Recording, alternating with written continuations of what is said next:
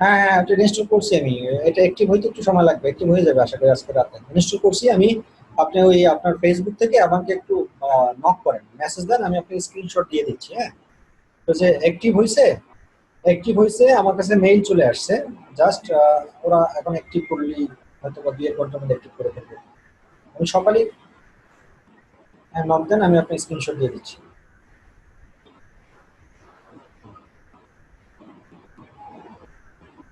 না, এসএসএলটা একটু সময় লাগে, 12 ঘন্টার মতো সময় নেয় আর কি ওরা ডাউনলোড পুরো প্রসেসটাই করতে। আচ্ছা ঠিক আছে। ওকে। সো আমরা যেটা নিয়ে আলোচনা করতেছিলাম সেটা হলো যে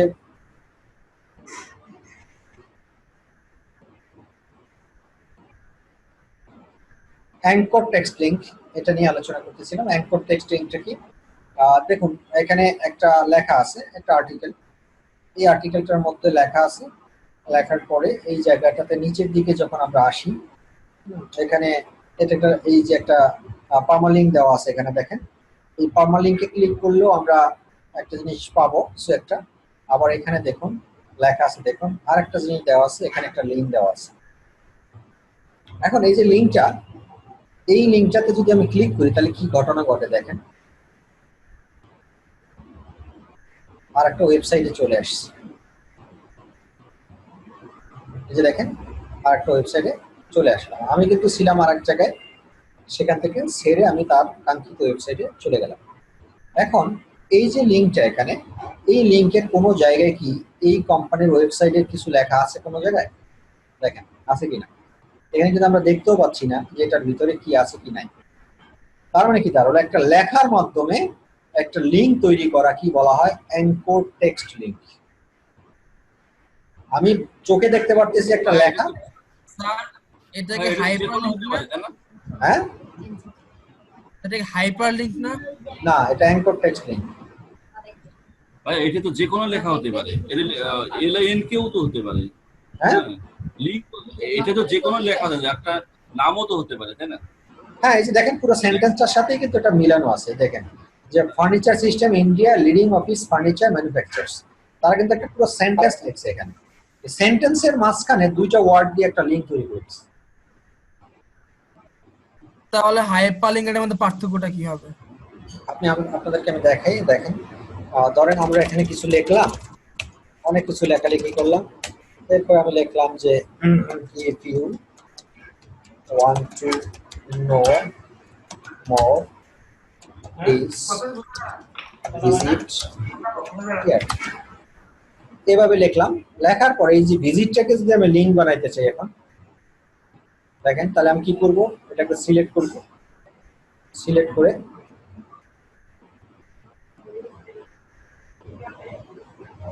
এটাতে ক্লিক করব, হাইপার লিঙ্কে। তারপরে এখানে আমি কোন জায়গায় নিয়ে যেতে চাচ্ছি সেটা আমি দেখবো। তা নিয়ে যেতে চাচ্ছি ধরেন www.elitepaint.com.bd, এটা দেখেন। এখন এটা একটা লিঙ্ক হয়ে গেছে, এই যে দেখেন। এখন যদি আমি এখানে ক্লিক করি, মানুষ দেখতেছে ভিজিট লেখা, বাট আমি যদি ভিজিটের উপর ক্লিক করি আমি চলে যাবো কিন্তু এখন এলিট পেইন্টের ওয়েবসাইটের ভিতরে।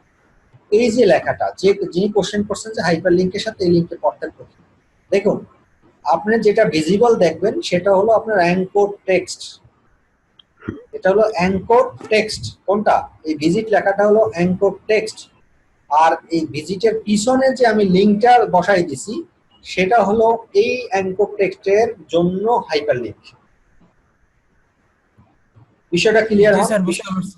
বিষয়টা জি ক্লিয়ার স্যার, হন? বুঝতে পারছি। যেটা আমি সচক্ষে দেখবো সেটা হলো আমার জন্য অ্যাঙ্কর টেক্সট, আর যেটা ক্লিক করলে যে রেজাল্টটা চলে আসবে সেটা হলো আমার জন্য হাইপার লিঙ্ক।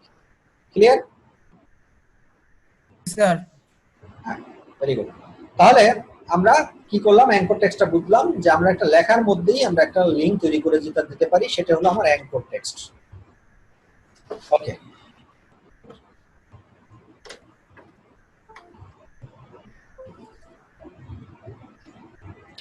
এরপর হলো পেজ র্যাঙ্ক। এটাকে এসইওর ভাষায় সংক্ষেপে বলা হয় PR. PR, page rank, PR. PR, page rank বলতে আমরা যেটা বুঝি যে এক একটা ওয়েবসাইটের এক একটা র্যাঙ্কিং নাম্বার থাকে। হ্যাঁ, পৃথিবীতে যত ওয়েবসাইট আবিষ্কার হয়েছে, যত ওয়েবসাইট অনলাইনে আছে, প্রত্যেকটা ওয়েবসাইটের একটা র্যাঙ্ক আছে, এবং সেই র্যাঙ্কগুলা চেক করার টুলস আছে। সেই টুলস দিয়ে আমরা একটা ওয়েবসাইটের র্যাঙ্ক আমরা চেক করতে পারি। এটাকে বলা হয় পিয়ার চেকার। Peer checker. আর পেজ র্যাঙ্কটা সবসময় হয় 10-এর মধ্যে কাউন্টিং হয়, 1 থেকে রোল নম্বর 10 পর্যন্ত হবে ম্যাক্সিমাম, এরপরে আর হবে না। তো পিয়ার চেকার 10-এর মধ্যে কার কত সেটা নির্ভর করে। দেখেন আমি আপনাদেরকে একটা লাইভ দেখাই দিই পিয়ার চেকার দিয়ে।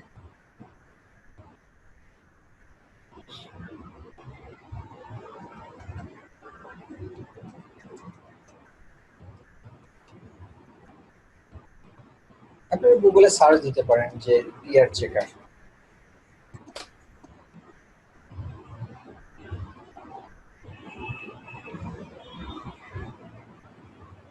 এই যে গুগল পেজ পিয়ার চেকার দেখেন।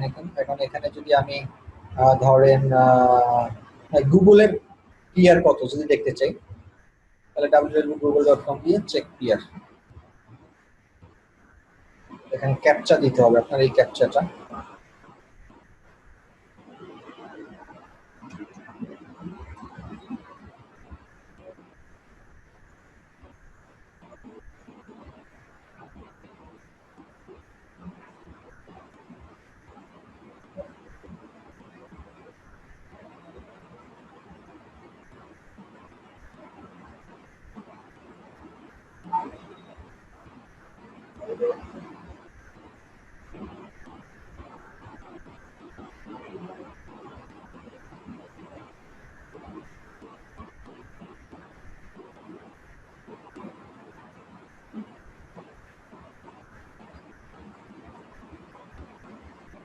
কি বলেন, ঠিকই তো দিলাম।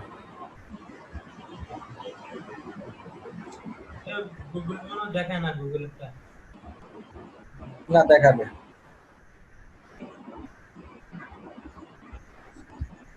ফেসবুকেরটা দেখেন।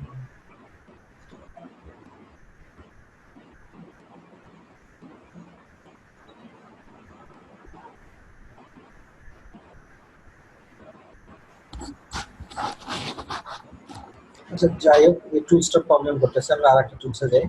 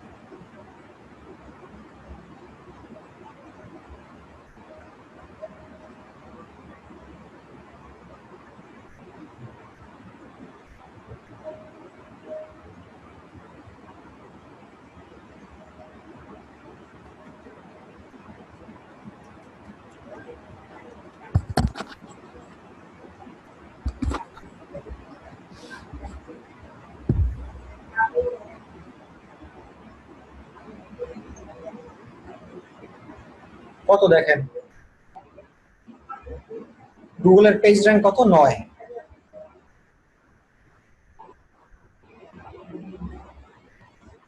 দেখতে পাচ্ছেন আপনারা? জি, দেখতে পাচ্ছি, দেখতে পাচ্ছি। গুগলের পেজ র্যাঙ্ক হলো 9, কতর ভিতর? 10-এর মধ্যে। তাহলে আমরা যদি www.bdjobs.com দেই,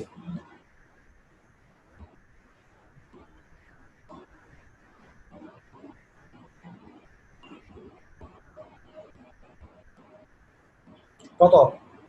5। তার মানে কি বুঝলেন?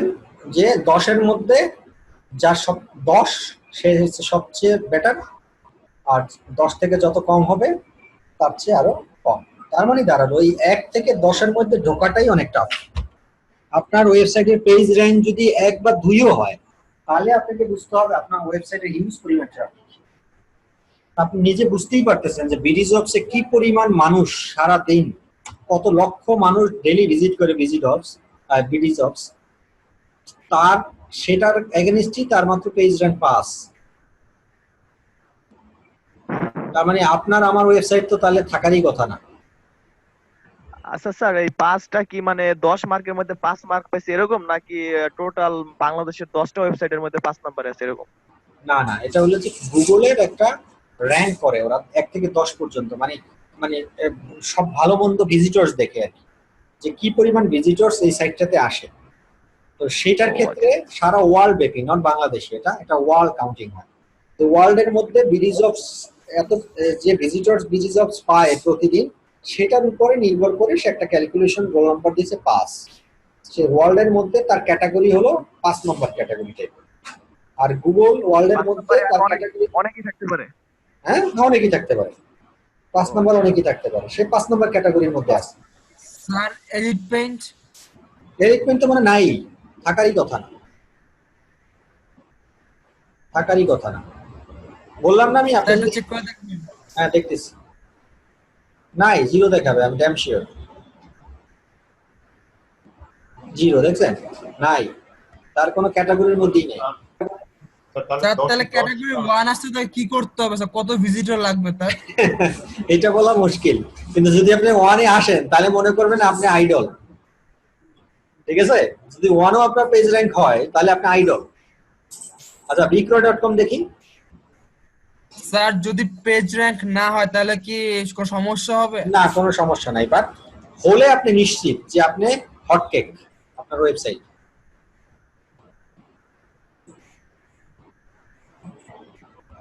তাদেরটা 10-এ 10।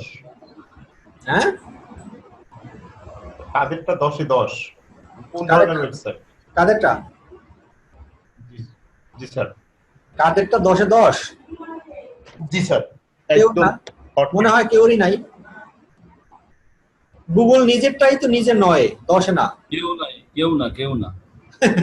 গুগল নিজেই তো নয়, সেই তো 10-এ উঠতে পারে না। গুগল নিজেই নয়। তাহলে বিক্রয়.কম দেখেন চাইরে 4 নম্বর স্যার ক্যাটাগরি। এটা কতদিন কাউন্ট করা হয় স্যার, যে 4-5-এ আসে ভিজিটর কাউন্ট করে? এটা সেই ভেরি ভিজিটর করে, কতদিন ধরে কাউন্ট করে? এটা ভেরি করে, লাস্ট 3 মান্থস করবে কাউন্ট। মানে নতুন একটা ওয়েবসাইট আবিষ্কার হলে সেটা 3 মাস পরে ও কাউন্টিং এ নিবে, এরপরে প্রতি মাসই হবে।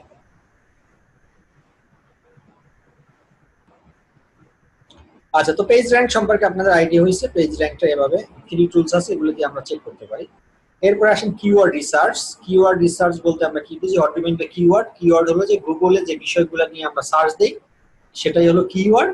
তাহলে রিসার্চটা কি? রিসার্চটা হলো যে আমাদের কাঙ্ক্ষিত রেজাল্ট যারা চায়, যে ইউজার্সরা যে বিষয়গুলো দিয়ে সার্চ দেয়, সেই সার্চের সাথে যাতে আমাদের ওয়েবসাইটের কাঙ্ক্ষিত প্রোডাক্টের সার্চিং মিলে যায়, সেটার জন্য আমাদের কিছু মেকানিজম, কিছু অ্যানালাইসিস এবং কিছু রিসার্চ করতে হয়। রিসার্চ করে সেই কিওয়ার্ডগুলো আমাদের ওয়েবসাইটের বিভিন্ন জায়গায় বসাতে হয়, মেটা টাইটেল, মেটা ডেসক্রিপশনস, তারপরে আপনার হেডার ট্যাগ, হ্যাঁ, এইসব জায়গাগুলোতে বসাতে হয়। আর এইসব জায়গায় বসানোর কারণেই মূলত আমাদেরকে কিওয়ার্ড রিসার্চ করতে হবে। তো আমরা যখন কিওয়ার্ড রিসার্চ করব, তখন তো আমরা জানবোই যে কিওয়ার্ড রিসার্চ নিয়েই মূলত মোটামুটি আমাদের 3 থেকে 4টা ক্লাস আছে শুধু কিওয়ার্ড রিসার্চ নিয়ে। এই টপিকসটা নিয়েই শুধু 3 থেকে 4টা ক্লাস হবে আপনার। আর একটা এসইও করা সবচেয়ে সহজ হইলো, যে যত ভালো কিওয়ার্ড রিসার্চ করতে পারবেন তার সাইট তত তাড়াতাড়ি গুগলের প্রথম পেজে আসার সম্ভাবনা বেশি থাকে। এই কারণেই কিওয়ার্ড রিসার্চটা খুব গুরুত্ব সহকারে শিখতে হবে, এবং গুরুত্ব সহকারে যদি ভালো কিওয়ার্ড আপনি রিসার্চ করতে পারেন তাহলে আপনার কষ্ট কম হবে। ওই যে কথা আছে না, আপনি যদি পড়ালেখা করেন, ওই যে একটা কথা আছে, পড়ালেখা করে যে গাড়ি ঘোড়ায় চড়ে সে। আপনি যদি ছোটকাল থেকে ব্রিলিয়ান্ট হন, পড়ালেখায় মনোযোগী হন, তাহলে আপনি ভালো চাকরি করবেন, ভালো জায়গায় থাকবেন, ভালো কিছু করবেন। আর যদি আপনি ছোটকাল থেকে আপনি দুষ্টুমি বদমাশি করেন, বড় এসে তখন আপনার দিনমজুরি কাজ করতে হবে, খেটে কাজ করতে হবে। ঠিক এই এসইও ক্ষেত্রে তেমনি শুরু থেকেই যদি আপনি ভালো কিওয়ার্ড রিসার্চ করতে পারেন, তাহলে পরবর্তী কাজগুলো আপনার জন্য সহজ হয়ে যাবে। আর যদি শুরুতে আপনি ভালো কিওয়ার্ড রিসার্চ করতে না পারেন, পরবর্তী কাজগুলো আপনার জন্য কঠিন হয়ে যাবে। এরপর হলো শার্পস। শার্পস তো আমি বলেই ফেলছি এর আগের ক্লাসগুলোতে। শার্পস মানে হলো শার্পস। তার মানে স্যার কিওয়ার্ড রিসার্চটা কি দিন বাই দিন? হ্যাঁ হ্যালো স্যার, হ্যাঁ কিওয়ার্ড রিসার্চটা কি স্যার দিন বাই দিন প্র্যাকটিসের করতে করতে ডেভেলপ করতে হয় নাকি টোটালি নিজের আইকিউ ব্রেন খাটায় করতে হয়? আইকিউ ব্রেনটা বেশি, মানে কিছু মেকানিজম আছে, টেকনিক্স আছে, ওই টেকনিক গুলোর সাথে নিজের ব্রেনটাকে বেশি প্রাধান্য দিতে হবে।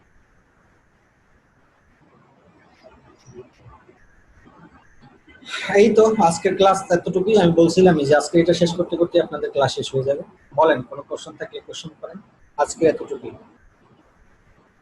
শার্পের কাছে কি তাহলে নেক্সট ক্লাসে করা হবে ইনশাআল্লাহ? সার্চ মানে হলো সার্চ ইঞ্জিন রেজাল্ট পেজেস, আর কিছু না। আর সার্চ ইঞ্জিন রেজাল্ট পেজেস মানে কি তো জানেন, গত ক্লাসে বলছিলাম আমি সার্চ। জি স্যার, এটা জানি স্যার। স্যার সার্চ ইঞ্জিন তো গুগল যেভাবে কাজ করে সেটার মধ্যে ছিল আর কি। হ্যাঁ হ্যাঁ হ্যাঁ। স্যার তাহলে এটা টেকনিক্যাল টার্মটা বুঝলাম না, যে এটা টেকনিক্যাল টার্মটা তো বুঝলাম যে কোনটা কি, কিন্তু শার্পের এখানে টেকনিক্যাল টার্মটা কি সেটা বুঝলাম। আচ্ছা, শার্পসের টেকনিক্যাল টার্মটা হলো যে আপনাকে জানা জাস্ট যে এটা একটা টেকনিক্যাল টার্মস। কারণ আপনাকে বায়ার যখন কাজ দিবে না, তখন আপনার যখন তার সাথে ইন্টারভিউতে বসবেন, তখন আপনাকে টেকনিক্যাল টার্মস গুলো নিয়ে কথা বলবে। ধরেন বায়ারের সাথে একটা বিষয় নিয়ে কথা হচ্ছে, আপনার কি কথা হচ্ছে, যে তুমি আমার ওয়েবসাইটের তুমি কিছু লিঙ্ক জেনারেট করো, তুমি আমাকে কিছু ব্যাকলিঙ্ক ক্রিয়েট করে দাও, তোমাকে আমি প্রতি একটা ব্যাকলিঙ্কের এগেইনস্টে আমি $1 করে তোমাকে পে করবো। তখন যদি আপনি বায়ারকে বলেন যে আচ্ছা বস, আপনি বললেন যে ব্যাকলিঙ্কের কথা, তো আসলে ব্যাকলিঙ্কটা কি হবে, ব্যাকলিঙ্কটা কি আপনার এক্সটার্নাল ব্যাকলিঙ্ক হবে না ইন্টারনাল ব্যাকলিঙ্ক হবে, না আপনার ডু ফলো লিঙ্ক হবে না নো ফলো লিঙ্ক হবে। এই কথাটা যখন আপনি বায়ারকে বলবেন, তখন কিন্তু বায়ার আপনার সম্পর্কে একটা আইডিয়া জেনারেট করে ফেলবে, মাথার মধ্যে একটা ব্রেইনে কাজ করবে যে এই ছেলে কিছু জানে বলি সে এই অ্যাডভান্স লেভেলের কোশ্চেনটা আমাকে করতে পারছে। ব্যাপারটা বুঝছেন? মূলত টেকনিক্যাল টার্মস গুলো আপনাদেরকে বক বক করে আমার শেখানোর কারণটা হলো যে আপনাদের ইন্টারভিউতে যাতে আপনাদের ফেস করতে কোনো প্রবলেম না হয়, দ্যাটস ওয়াই। আদারওয়াইজ আপনার এগুলো না শিখলেও কিছু হয়ে যাবে। কারণ হলো স্যার আপনার বায়ারকে, ব্যাকলিঙ্কিং কি আমাদের কোনো ক্লাস হবে? হ্যাঁ ব্যাকলিঙ্ক ক্রিয়েট কিভাবে করতে হয় সেটা তো ক্লাস আছে, অফ পেজ অপটিমাইজেশন আছে। জি স্যার। এরপরে হ্যালো ধরেন ভাইয়া। আপনাকে বারবার সার্চ ইঞ্জিন রেজাল্ট পেজেস না বলে আপনি যদি বায়ারের সাথে স্মার্টলি বলেন, আপনি বলেন কোন শার্পসে আমি আপনার কাজ করতে হবে। শার্পস মানে কি, বিং হইতে পারে শার্পস, গুগল হইতে পারে শার্পস, ইয়াহুস হইতে পারে শার্পস। আপনি যদি এভাবে অ্যাডভান্স লেভেলে বায়ারকে আপনি থ্রু করতে পারেন কথাবার্তা, বায়ার এমনি আপনাকে কাজ দেবে, জাস্ট ভেরি স্মার্ট, সে তো সব জানে। এই শার্পস আপনার বাংলাদেশের অনেক বড় বড় এসইও এক্সপার্ট আছে, আপনি তাকে জিজ্ঞান হঠাৎ করে বস কোন শার্পসে আপনি কাজ করেন, ও তাকাই থাকবে আপনার দিকে। শার্পস মানে কি, কিছুক্ষণ হিসেব নিকেশ করে তারপর বলতে হবে। তো এই জন্যই মূলত আপনাদের শিখা, আর কিচ্ছু না। বলেন, এক ম্যাডাম কি জানি কোশ্চেন করতে চাইছেন। মানে কিওয়ার্ড রিসার্চের জন্য মানে কোনো সফটওয়্যার কি ব্যবহার করা হয়? টুলসও আছে, টুলস আছে কিছু টুলস, ওই টুলস গুলো দিব আমি। জি দেখাই দিব আমি। ওকে ওকে। স্যার তার মানে হচ্ছে এখানে কিছু টপিকের উপরে ইন্ডিভিজুয়াল ক্লাস হবে ইনশাআল্লাহ, এই তো? এখানে টপিকের ইন্ডিভিজুয়াল ক্লাস হবে শুধু কিওয়ার্ড রিসার্চের উপর, আর কোনোটার উপরে ইন্ডিভিজুয়াল কোনো ক্লাস নেই, সব শেষ। আর নো ফলো লিঙ্ক কিভাবে করে, ডু ফলো লিঙ্ক করে, সেগুলো অফ পেজে আছে। এগুলো এখানে মোটামুটি মেজরিটি জিনিসই আমরা প্র্যাকটিক্যাল করব আসলে। ভাই এখানে মেন তো মনে হয় কিওয়ার্ড রিসার্চ।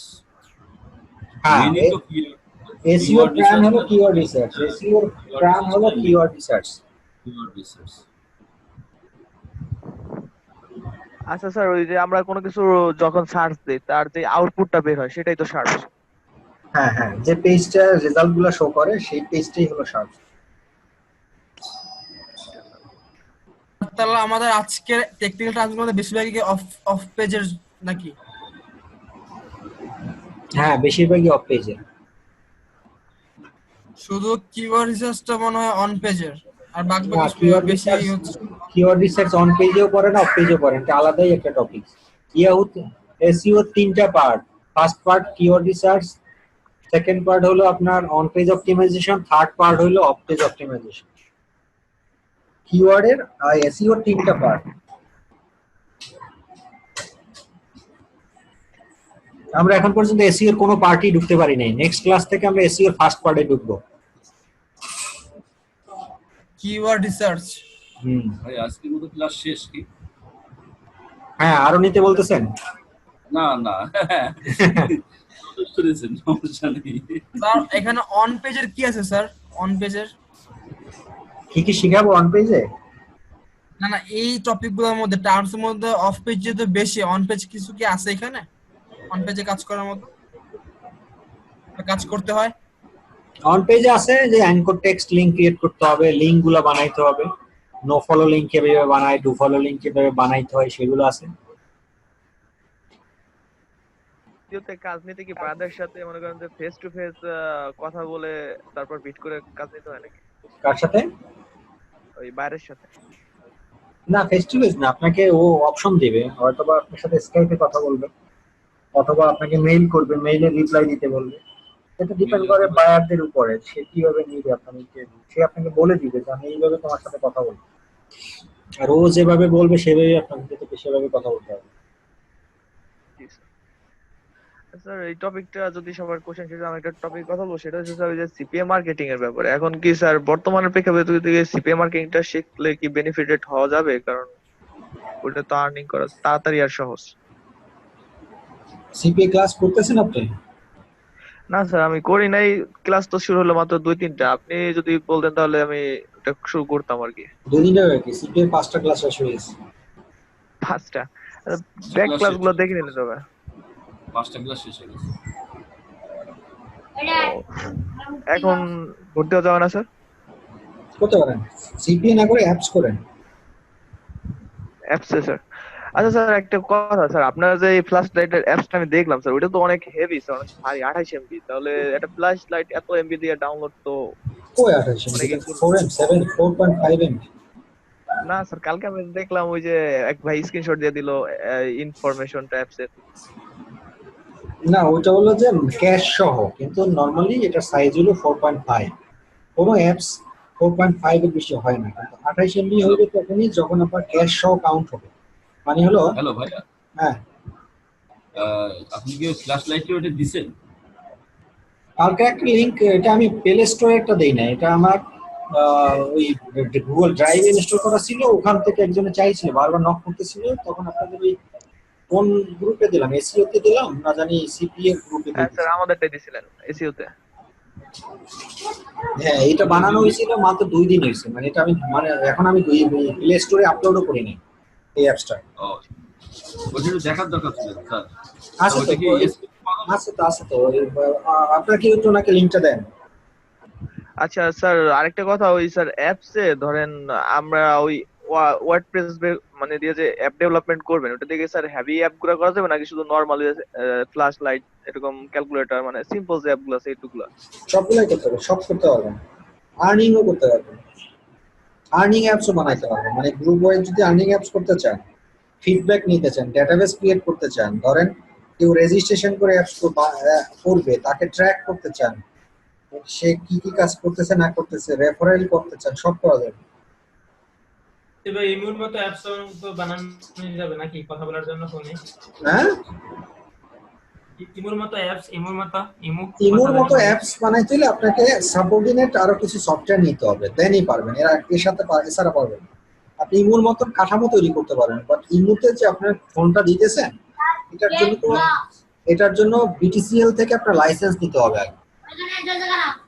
হ্যাঁ, ইমুটাকে আমরা খুব সহজভাবে ইউজ করতেছি, দ্যাট মিন ওয়ার্ল্ডের যতগুলো কান্ট্রি ইমু সাপোর্ট করে, সবগুলো কান্ট্রির যে আমাদের মতো যে বিটিসিএল আছে, মানে বাংলাদেশ টেলিকমিউনিকেশন রেগুলেটরি বোর্ডের আপনার লাইসেন্স নিতে হবে আগে, নাহলে তো আপনি এক দেশ থেকে আরেক দেশের ভয়েস কমিউনিকেশন আপনি নিতে পারবেন না। হ্যাঁ, ওগুলাকে বলা হয় আইএসপিএন। তো মেসেঞ্জার তাহলে কি সেম? সেম সবগুলা থেকে বিটিসিএল এর আপনার পারমিশন নিতে হবে। টাকা লাগে মনে হয়, অনেক টাকা। ডেফিনেটলি টাকা লাগবে, গভর্নমেন্টকে ট্যাক্স দিতে হবে না। আচ্ছা স্যার, আবার অনেকে অ্যাপস দেখি যে মানে সাইন আপ করলে রেফারেল করলে যে টাকা দেয়, ওদের কি লাভ? এটা বাংলাদেশের একটা অ্যাপস দেখলাম যে টাকা অ্যাপস এর নাম, ওইখানে যে প্রতিদিন অ্যাপস মানে অ্যাড দেখলে 5 টাকা করে না জানেন কি একটা আর্ন করার সুযোগ আছে, আমি একটা ভিডিও দেখছিলাম। হ্যাঁ ওইটাই তো, মানে এইটা এটা হলো যে অ্যাপস এর বিজনেস। ওরা এখন এটাকে, আমি এই ক্লাসটা এই কথাটা বলছিলাম মনে হয় একদিন, যে মানে এখন এই অ্যাপস নিয়ে আবার কিছু বাংলাদেশের মানুষ আছে তারা ইলিগেল বিজনেস করতেছে। আপনারা আমার যে ফ্ল্যাশ লাইটের অ্যাপসটা আপনারা কে ডাউনলোড করছেন আমি জানি না, যদি কেউ করে থাকেন দেখবেন ফ্ল্যাশ লাইটটা ডাউনলোড করলে ফ্ল্যাশ লাইটটা আপনি যদি ইউজ করেন অ্যাড আসে, খেয়াল করছেন এটা কেউ? হ্যাঁ স্যার, এটা জুতার একটা আছে। জুতারটা আসবে না, বাট এখন হয়তো বা জুতার একটা অ্যাড আসতেছে, 2 দিন পর দেখবেন যে আরেকটা অ্যাড আসতেছে। আর স্যার ওইটা কি আপনার একটা কোম্পানি থেকে একটা নিছেন নাকি অনেকগুলো? না আমি কোনো অ্যাড নেই নাই, আমি কিচ্ছুই নেই নাই, আমি তো খালি অ্যাপস বানাইছি, কোনো অ্যাড আমি কিছু নেই নাই, যা অ্যাড দেওয়ার গুগল দিতেছে ওর ইচ্ছা মতো। ও, আর স্যার ওইখানে ধরেন অ্যাড আপনার ওই বেনিফিটটা কিভাবে আসতেছে যে এই যে আপনি কয়টা এই যে অ্যাপসটা আপনি চালাচ্ছেন না, হ্যাঁ এখন যতদিন চালাবেন, চালাইলেই তো ওই অ্যাপসটা আপনি যখন ফ্ল্যাশ লাইটের লাইটটা জ্বালাবেন তখনই একটা অ্যাড আসে, তাই না? তার মানে লাইটও জ্বলতেছে, পাশাপাশি একটা অ্যাডও চলে আসতেছে। এই যে একটা আপনি দেখলেন না, ওই অ্যাডটা যে আপনি দেখতেছেন তার কারণেই গুগল আমাকে পয়সা দেবে। স্যার এই যে অ্যাডটা যে দেখাচ্ছে একটা নির্দিষ্ট জায়গা নিয়ে দেখাচ্ছে, সেটাকে আপনার সেট করে দেওয়া নাকি গুগলে সেট করে নিজে থেকে ক্যালকুলেট করে নেওয়া? কি কি অ্যাড একটা হ্যাঁ হ্যাঁ হ্যাঁ। মানে অ্যাপের জি, স্যার। ভিতরে যে অ্যাডটা নিচের দিকে দেখাচ্ছে বা মাঝখানের দিকে দেখাচ্ছে, এটা আমার সেট করে দেওয়া কিনা সেটা? জি জি। হ্যাঁ ওটা আমার সেট করে দেওয়া, ওটা আমার সেট করে দেওয়া, যে আমি অ্যাপস যখন বানাইছি এই অ্যাপস এর ভিতর বলে দিছি যে আমার এই জায়গাটা অ্যাডভার্টাইজমেন্টের জন্য ডেডিকেটেড। আর স্যার ওই ধরেন আপনার $1 জন্য কয়টা অ্যাপস ওরকম গুগল শো করবে, $1 পে করবে তাহলে? মানে কয়টা অ্যাপস লাগবে, মানে কয়টা অ্যাড মানে একটা অ্যাপে ধরেন কয়টা অ্যাড শো আপনার মানে দেখানো হইলে $1 পে করবে এরকম? এটার হিসাব আছে একটা, এটার হিসাব হলো যে ইমপ্রেশনস এক জিনিস আর হলো ক্লিক এক জিনিস। আপনি যে আমার অ্যাপসটা দেখতেছেন সেখানে যে অ্যাডগুলো শো করতেছে, মানে অ্যাড খালি দেখেই যাচ্ছেন, আপনি চোখ থেকে ভুলেই যাচ্ছেন, তার মানে এটা হলো ইমপ্রেশন। আবার আপনি ওই যে জুতার যে একটা অ্যাড দেখছেন বলতেছেন, ওই জুতার অ্যাডের ভিতর যদি আপনি আবার ক্লিক করতেন তাহলে এটা হয়ে যেত কি ল্যান্ডিং পেজ, মানে ক্লিক ল্যান্ডিং পেজ হয়ে যেত। তাহলে ক্লিক ল্যান্ডিং পেজে টাকা দেয় বেশি আর ইমপ্রেশনে টাকা দেয় কম, ঠিক আছে? কিরকম কিরকম দেয় স্যার 100 এটার ইমপ্রেশনে? এটা ধরেন ক্লিকের টাকা পাবে, অ্যাপস এর ক্ষেত্রে এখন একটু বেশি দেয় ওরা, 0.25 US ডলারের মতো। Cent 25 cent? 0.25 cent, right. এটা কি মানে ওই ক্লিকে নাকি শুধু দেখায় ক্লিকে পার ক্লিক? আর ইমপ্রেশন হচ্ছে 0.03 বাংলাদেশের রেট আর কি। বাট এটা যদি আবার ইউএসএ হইতো তাহলে একটা ক্লিকই আমি পাইতাম $1 করে। আচ্ছা ভাই, এমনি এমনি অ্যাপস বানাতে তো কোনো খরচ নাই নাকি? এরকম টর্চ লাইট তারপর এরকম এরকম অ্যাপস বানাইতে, নরমাল গেমস টেমস অ্যাপসগুলো বানাইতে কোনো না টাকা লাগে? খরচ হয় না। খরচ হইলে আর ক্লাস করবেন কি জন্য, শিখবেন কি জন্য? স্যার পুরো একটা হ্যাঁ বলেন বলেন, শুনতে পাচ্ছেন? আচ্ছা ভাই,